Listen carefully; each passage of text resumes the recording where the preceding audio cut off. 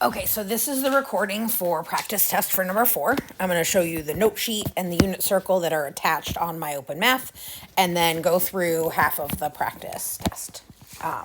So this is the note sheet that's attached.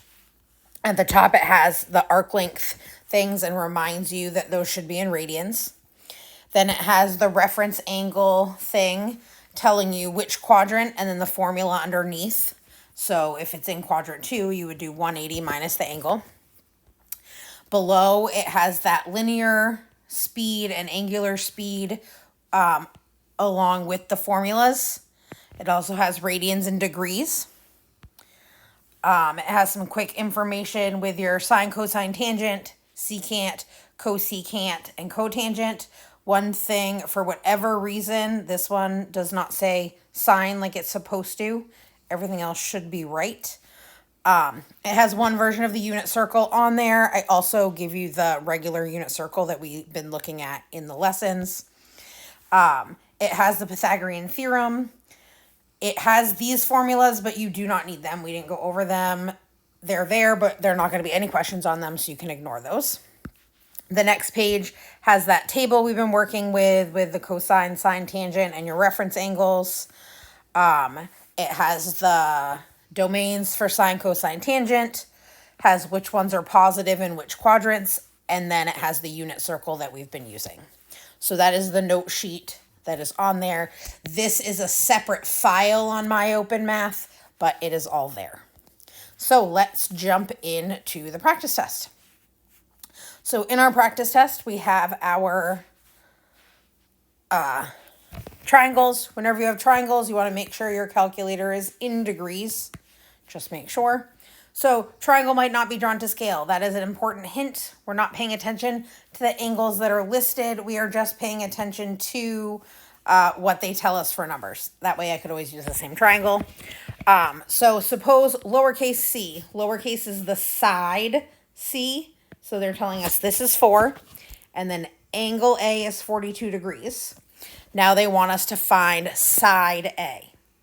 So side A is opposite from angle A. And side C is across from the right angle, so that's our hypotenuse. So using SOHCAHTOA, OH is so that's sine. The sine of 42 is the opposite over the hypotenuse.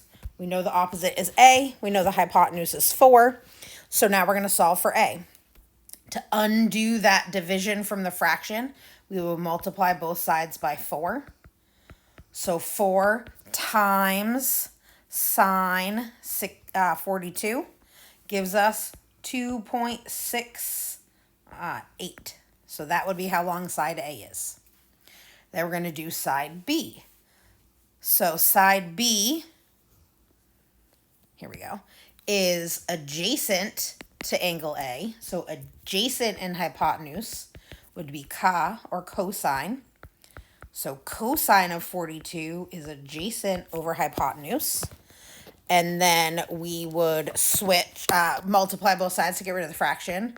So 4 times cosine 42, 4 times cosine 42 gives us 2.97. So that would be how long side B is.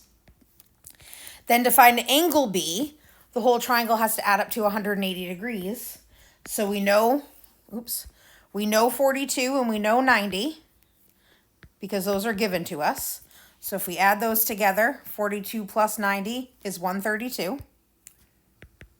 And then if we do 180 minus 132, we are left with 48 degrees for angle B. So that's how you would solve that triangle. All right. So cosecant of inverse sine of 4/9. Now 4/9 is not one of the things on our note sheet. It's not the root 3 over 2, root 2 over 2. So I'm just going to put this right in the calculator. Cosecant is the same as 1 over sine. So I can type that as 1 divided by sine. And then inverse sine is second sine.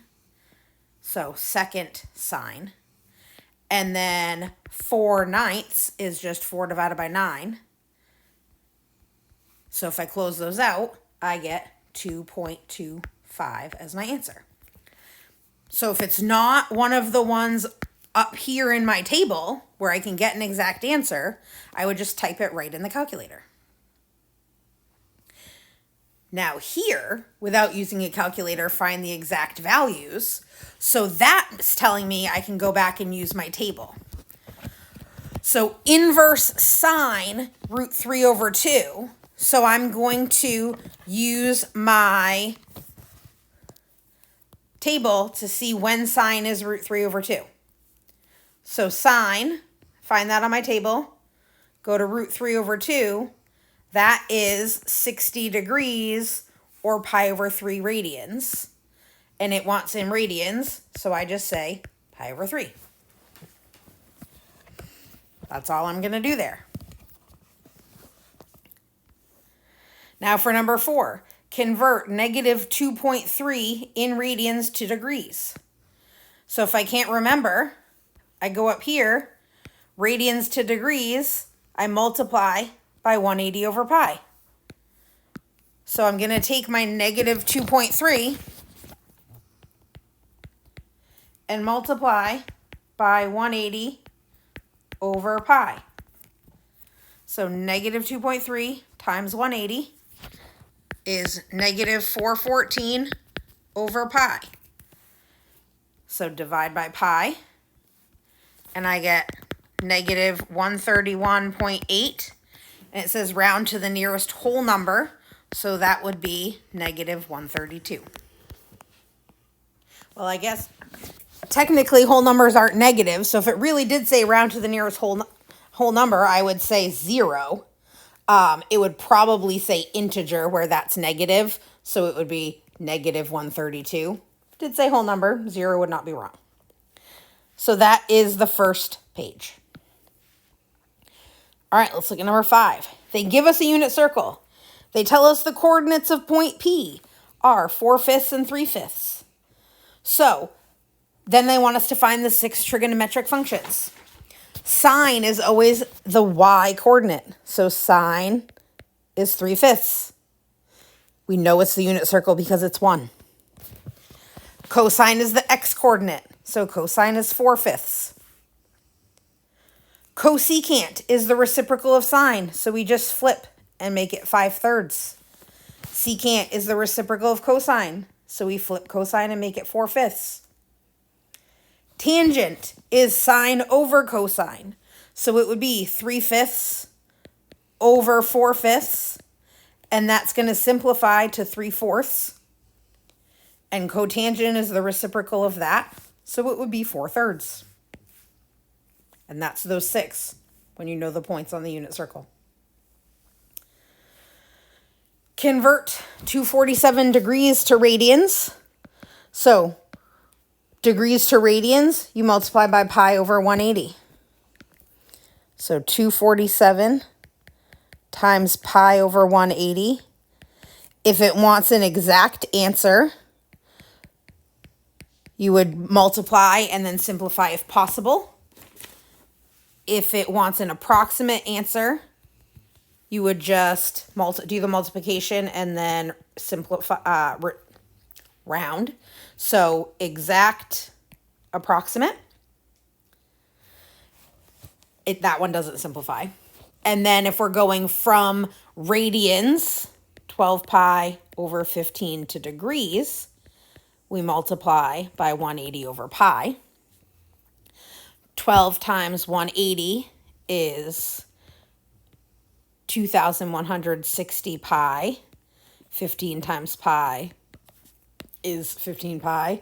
Those cancel, and 2,160 divided by 15 is 144 degrees. All right, so now we have a trig function, and we're going to do some information about the graphs. So our stretch factor is like the amplitude. It's that number out front, and it's the absolute value. So there's the only number out front's a negative sign, so that means our stretch factor would be 1. The period is whatever's in front of the x divided by 2 pi, because it's a sine slash cosine one. So we would do 2 pi divided by 4. So 2 pi divided by 4. And if we simplify that, we get pi over 2.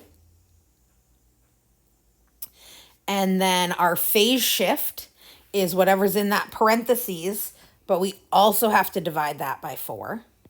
So pi over 2, nope, I lied. We're dividing by 2 pi to take that same, no, wow, my brain is, we're dividing that 4 to get the 4 out of the parentheses. So divided by 4 is like multiplying by 1/4. So it would be pi over 8. And the negative tells us we're going right. So to get that 4 out of the parentheses for our phase shift, we had to divide both sections by 4. That is how I got the pi over 8. I divided by 4. The 2 pi is what I did to get the period. So because I said that one weird, I'm going to do this one. So to get the 2 out of the parentheses, I'm going to divide everything by 2. So 2x divided by 2 is x. Pi divided by 2 is pi over 2. Then I use that later to answer the questions. Stretch factor is 2. Period is 2 pi divided by that number I pulled out. So 2 pi divided by 2 is pi. The phase shift is what's left in the parentheses after I pull out that 2. So the plus tells me I go left, and I'm going left pi over 2. Hopefully that was clearer than what I had originally said over there. All right, let's look at number 8. So if I have a graph, I'm going to start by drawing the midline. So I'm going to draw the line right down the middle. The vertical stretch or compression is how far above or below the midline one of those bumps is. So that goes up 1, 2. So my stretch is 2. The period is how far between those bumps. So from one bump to the other is 1, 2, 3, 4, 5. 1, 2, 3, 4. I lied, 4. So 1, 2, 3, 4. So there's 4 spaces between each bump. And the sinusoidal periods are usually 2 pi. So I'm going to do 2 pi divided by 4, which simplified means pi over 2. So that period would be pi over 2. The midline is where I drew that original teal line. So that was at y equals 2. Now I'm going to write the equation. So this red line starts at the midline. So that would be a sine graph for the red one. The blue would be the reciprocal of sine, which is cosecant. So I'm going to use those numbers I found, but put them with cosecant information. So my stretch is 2. Because the sine graph goes down first, I'm going to make it negative. My period is pi over 2. So I'm going to write pi over 2x. We started right on the y-axis, so there's no phase shift. And the midline was at 2, so I'm going to write plus 2 at the end. So I find the information just like I would based on that sine graph.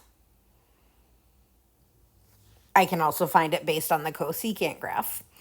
I just find the cosecant because I used a sine graph and I know I'm doing the reciprocal. All right, let's look at number 9 here. Given an angle with measure 49 pi over 10. So we're starting with that. Find a coterminal angle between 2 pi and 4 pi. So I know we want something over 10. So 2 pi, to make that over 10, I'd multiply by 10 over 10, and I'd be trying to get 20 pi over 10 and 40 pi over 10. So I need to add 20 pi over 10 until I get a number between 20 and 40 on top. Or I guess subtract, because we're at 49. So 49 pi over 10 minus 20 pi over 10, because that's what 2 pi is. So 40 minus 20 is 29. 29 is between 20 and 40, so that is coterminal, and it falls in the range I'm given. The next part wants a coterminal angle between 0 and 2 pi. So I'm going to take that 29, and I'm going to keep going. I'm going to subtract another 20 pi over 10 and get 9 pi over 10. And that is in between 0 and 2 pi. So that one works. All right, let's look at number 10. Suppose a circle has radius of 53 inches. So R is 53. Determine the length of the arc that subtends a central angle, so central angle of 76 degrees. All right, so I'm going to go back to that note sheet here. We know arc length is radius times the angle, but the angle has to be in radians. So first, I want to turn that angle into radians. So I'm going to do 76 degrees times pi over 180. So 76 pi divided by 180 is 1.33 radians. Then arc length is radius times the angle. So 53 is our radius. 1.33 is the angle. So 53 times 1.33 gives me 70.49 as my arc length.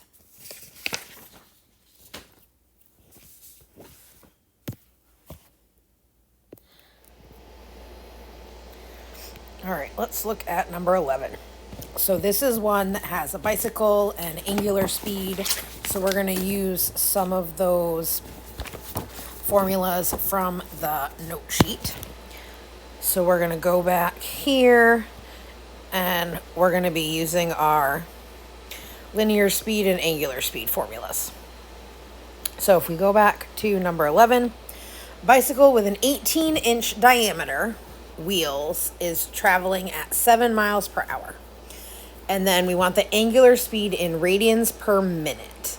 So we have inches and minutes. So we need to get our miles per hour into inches and minutes. So 7 miles per hour. So I'm going to turn our hours into minutes. So we know there's 60 minutes in an hour. So 1 hour is 60 minutes. Now those hours cancel. So now we can get our miles to inches.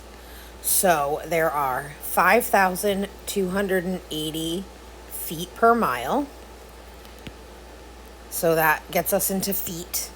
And then we know there are 12 inches per foot. So that leaves us with inches per minute. So we're down to our inches and our minutes. So we do the multiplication. So 7 times 5,280 times 12 gives us 443,520 on top and 60 on the bottom. So 443,520 divided by 60 gives us an angular speed of 7,000, 12. So 7,392 inches per minute. Oh, sorry, 7,392 inches per minute. That's our linear speed. So let's just double check here. Miles per hour. Oops. miles per hour, 1 hour and 60 minutes. So now we have minutes. And then feet per mile, inches per foot. So we have inches per minute. 7 times 5,280 times 12 divided by 60. 443,520. 7 times 5,280 times 12 divided by 60. There we go. Okay. So now to find the angular speed, we have the equation V equals R times angular speed. So to turn that into W, we would do W equals angular speed divided by the radius. So since the diameter is 18, the radius would be half of that, which is 9. So we're going to take the 7,392 inches per minute, divide that by 9 inches, and we get 821.3 radians per minute. So there's our angular speed. When we want our revolutions per minute, we have 2 pi radians per revolution. So we would do 821.3 times 2 pi. And that gives us 5,160.4 revolutions per minute. All right, so for number 12, for each row in the table, determine the missing entries. So we're trying to find the midline, the amplitude, and the period for the sine and cosine functions. So our midline is anything that's added or subtracted, and they're always y equals. So for this first one, we have y equals minus 2. So we would just say minus 2. For the second one, we added 4 at the end. So y equals positive 4. And for the third one, nothing's added or subtracted, so y would just equal 0. Our amplitude is whatever's multiplied in front. So if there's nothing in front of the sine or cosine, then we would just put 1. So the amplitude for the first two is 1. And then for the second one, we have negative 2. But amplitude is always the absolute value of that. So really, it would be positive 2.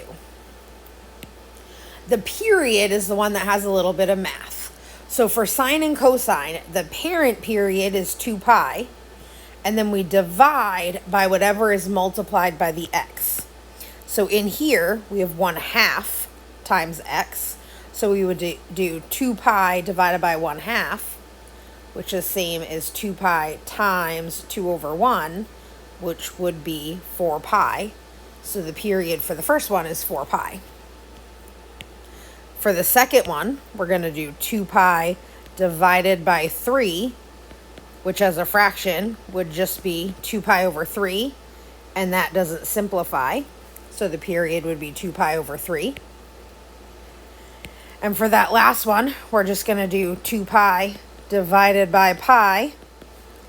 So if you put 2 pi over pi, the pi's cancel, and you have a period of 2. If we look at number 13, to sketch the graph, we would find the period, the amplitude. We would look for any kind of phase shift, and we would look for any kind of vertical shift.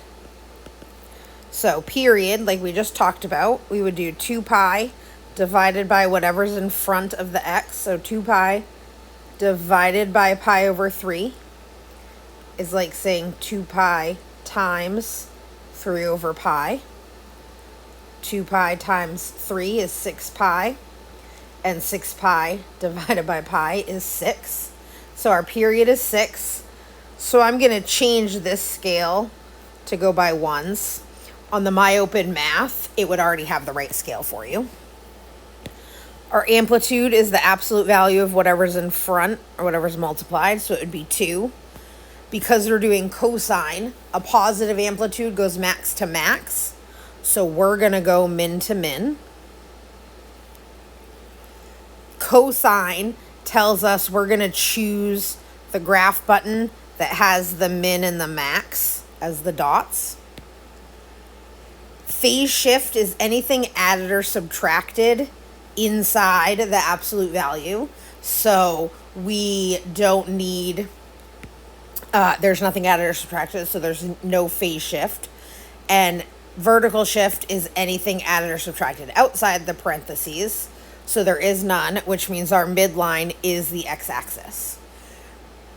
So if our midline is the x-axis and our amplitude is 2, but we're going minimum, our initial minimum would be -2. And then at 6 would be our other minimum. And in the middle would be our max at +2. So on the MyOpenMath, you're going to show those 2 points, the minimum and the maximum, and it will graph the rest for you. And that would repeat. So that's how you would do it on the MyOpenMath. All right, number 14 is another one that has a triangle. Remember, it's not drawn to scale. Lowercase a tells you that the side is A. Capital A, angle is 38 degrees. And we're going to find different measurements. So first they want side C. That's the hypotenuse. We know the opposite. So tells us sine. So the sine of 38 is the opposite over the hypotenuse. We would multiply both sides by C to get rid of the fraction. And then we would divide both sides by sine 38 to get C alone. Make sure our calculator is in degrees. And then I would type 12 divided by sine 38. And I would get C equals 19.5. To do side B is the adjacent. So opposite and adjacent is tan. So tan of 38 is opposite over adjacent. Multiply both sides by B to get rid of the fraction. Divide both sides by tan 38 to get B alone. And then type 12 divided by tan 38 in the calculator.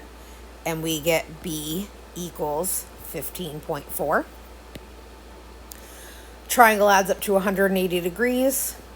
We already know that we have a 90-degree angle and a 38-degree angle.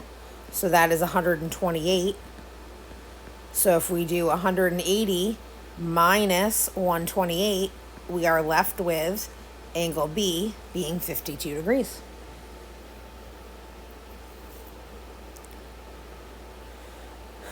All right, number 15. So they're giving us a range of an angle between 0 and pi over 2, which is 90 degrees. So we know we're in quadrant 1. So our point is somewhere out here. Secant is 1 over cosine. So if secant is 5 over 2, then cosine is 2 over 5, because secant is the reciprocal of cosine. And using our unit circle, that means the x coordinate is 2/5. And r is 1, because it's always 1 on our unit circle. We can find the rest of these using Pythagorean theorem. So if x is 2/5, a squared would be 2/5 squared, plus b squared, that's going to be y, equals c squared, which is our radius. So 2/5 is 0.4, squared would be 0.16, plus y squared equals 1 squared, which is 1. If I subtract 0.16 from both sides, we get y squared equals 0.84. And if I take the square root of 0.84, we get y equals 0.92. So y is sine. So sine is going to be 0.92. Cosecant is the reciprocal of sine. So that would be 1 divided by 0.92, which equals 1.09. Tangent is sine over cosine, or y over x. So sine was 0.92, cosine was 2/5, which we said was 0.4. So 0.92 divided by 0.4 is 2.3. So that's our tangent. And then cotangent is the reciprocal of that. So 1 divided by 2.3 gives us 0.4 or 0.43, depending on what it tells you to round to. So that's how you would do that. You would use the given information to find one side of the triangle, use Pythagorean theorem to find the other, and then just use the reciprocals to find the rest and round to whatever place they tell you. All right. So reference angle. So we're looking for reference angles. So first we have to figure out what quadrant we're in, and then use the rule from the note sheet to find the reference angle. So 246, so remember this is 0, this is 90, this is 180, this is 270 on our unit circle. So 246 would fall in quadrant 3. And the rule for quadrant 3 is you do the angle minus 180. So 246 minus 180 gives us 66 degrees. So that would be the reference angle. The next part is negative 125. So first we need a coterminal angle. So we're going to add 360. And we get 235. So now we know we're in quadrant 3. So we use the rule 235 minus 180 to get a reference angle of 55. The reason we did the first step, the coterminal angle, is it's a lot easier to figure out a reference angle from a coterminal one than to try to figure out what angle a negative angle's in, or what quadrant a negative angle's in. So now let's do the last one. 137 is between 90 and 180, so that's in quadrant 2. And the rule for that is 180 minus the angle. So 180 minus 137 is 43. So that's how you find the reference angles. All right, let's look at 17. All right, given the function, and then they give us a cosine. Give the exact answer using fractions or pi, so we're not going to round anything. So amplitude is whatever's in front of the cosine. So usually for cotangent, it's called the stretch factor. So 0.5 or 1/2 would be our stretch factor. Period. Now for cotangent, the parent period is pi. And we're going to divide by whatever's in front of x. So pi divided by pi over 2 is the same as saying pi times 2 over pi. So we would multiply, and we would get 2 pi divided by pi, which is 2. And then the vertical shift is whatever's added or subtracted at the end. So we would go up 1. If we were to graph the tangent, so I'm going to relabel these 1, 2, 3, 4, 5, 6, 7, just because the period is 2. There's no horizontal shift, so we know the tangent normally starts on the origin, but because our vertical shift is up 1, we're going to put that center at 0, 1. Our period is 2, so from there, the asymptotes would go 1 on each side. And since the stretch factor is 1/2, we would go halfway from the center to the asymptote, and we would go up 1/2. And then same thing in the other direction. And those dots would be our tangent function. So that green would be the tangent. To graph the cotangent, we would end up putting where the asymptotes are. So first I'm going to do a second round of that. Just so we have two to see. Where the asymptotes are, I'm going to put midlines. I'm going to put midpoints. And where the midpoints are, I'm going to put asymptotes. So those green asymptotes are the cotangent asymptotes. And then I'm going to use those green points as my cotangent stretch factor. And that pink line is my cotangent graph.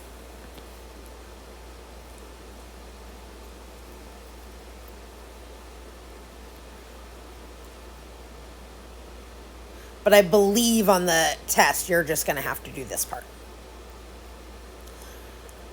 All right, here's a sine and cosine one. So amplitude is the number in front. Absolute values would be 4. Period for parent sine is 2 pi. Divide by the number in front of x. And simplify, so we would have pi over 2. Vertical shift. I know it's plus, but because there's a negative in front of that, we're really going down 1. Then it says, is it flipped vertically? Really, that's saying, is there a negative sign in front of the amplitude? So this would be no. To graph that, vertical shift down 1 means our midline is really right here at -1.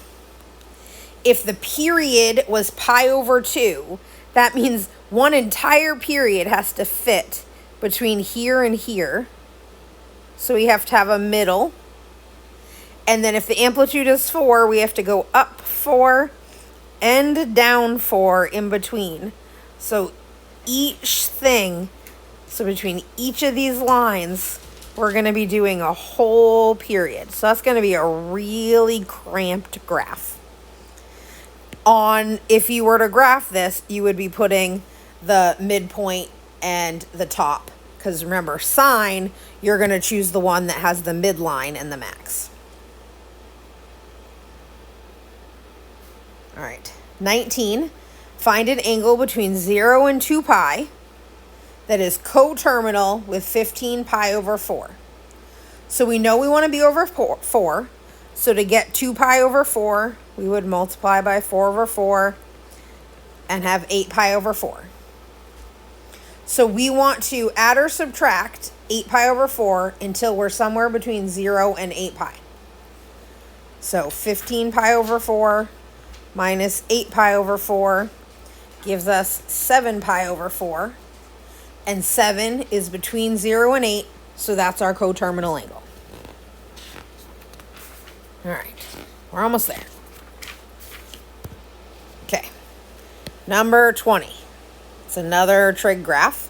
So our amplitude is the number out in front, absolute value. Our period, this one, that number is already factored out. So we can just do 2 pi over 3. And because it's already factored out, the horizontal shift is the same as the phase shift. The negative tells us we're going right, and then 4. And the midline is whatever's added or subtracted. So it's just y equals 2.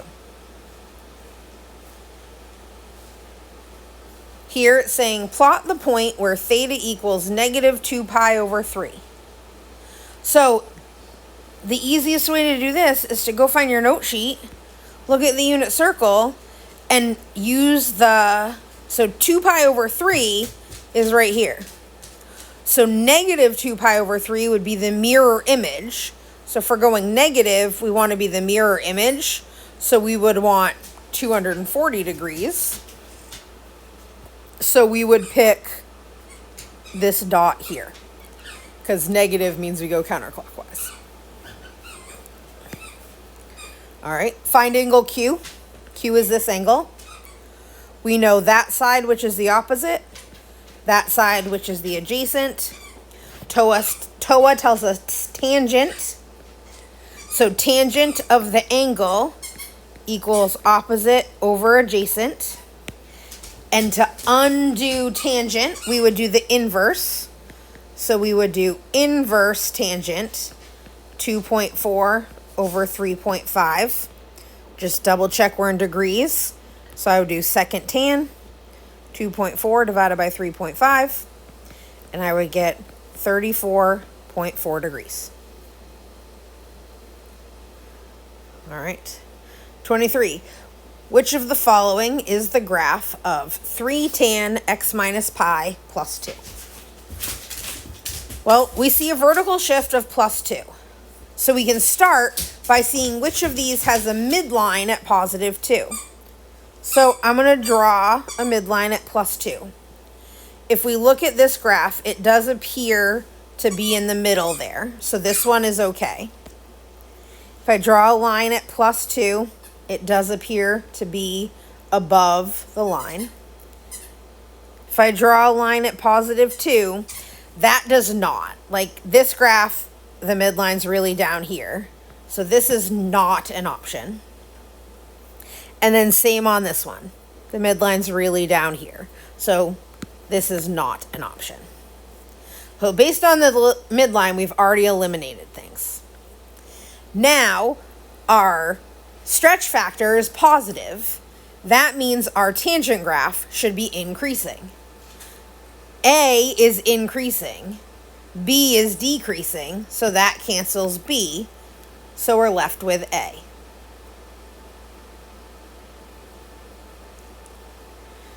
I'm going to do the other one just because it's a different kind here. So to start, I'm going to factor the pi out of our, not cosine. I'm going to factor the pi out of our parentheses here. So we're left with x minus 1. So we're going to do that. Then we're going to look at our vertical shift. So that is negative 1.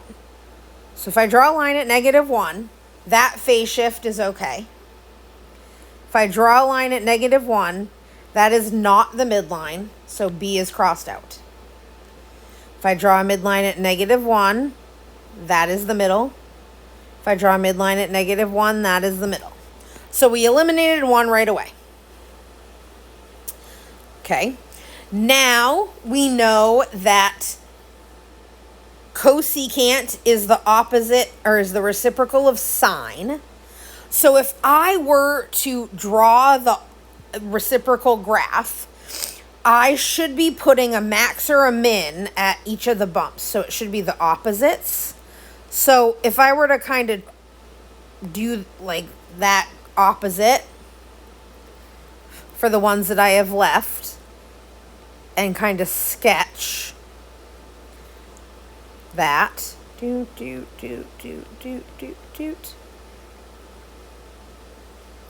The reason I'm doing that is because we can see which one would have a sign, meaning the midline would be to the right of the origin 1 unit. So this one, the midline is at the origin, so that is not shifted right 1. This midline could be to the right one I'm sketching, so it's definitely not at the origin. So maybe. It's hard to tell when you're sketching. Here, the midline is, it could be to the right one. So it's one of those two. Again, hard to tell when you're sketching really quickly. But we crossed off another one. Then we know it has to go down first because of that negative sign. So this one, from that potential midpoint, it goes down. So that's good. And from that potential midpoint, it goes down. So those are still both okay. And then we have pi here. So the period is going to be 2 pi divided by pi, which equals 2.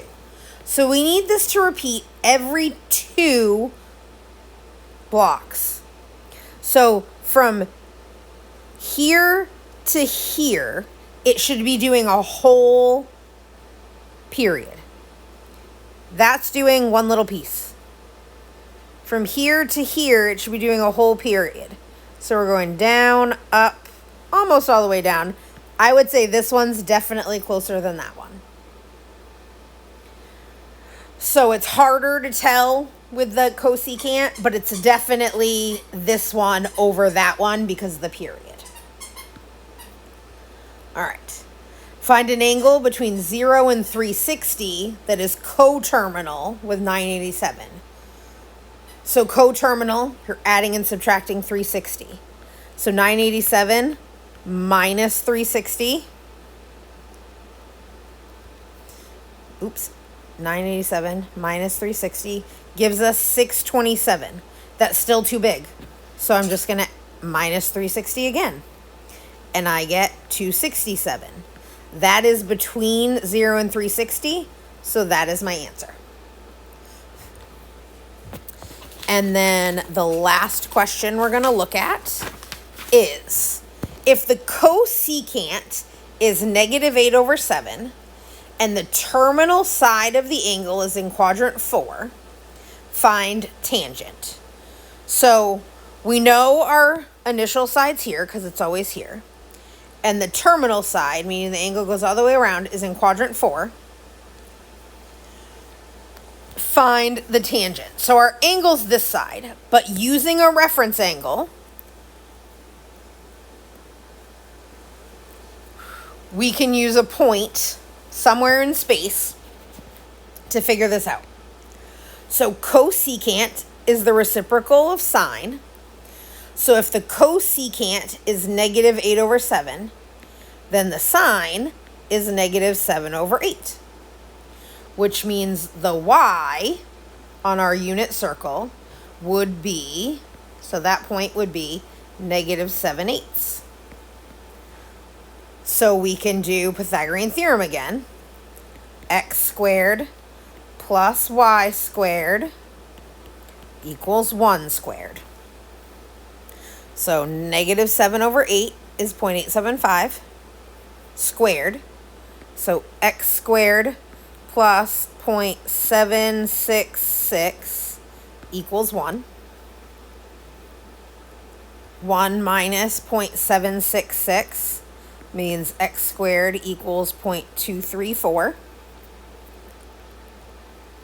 Take the square root, and x equals 0.48.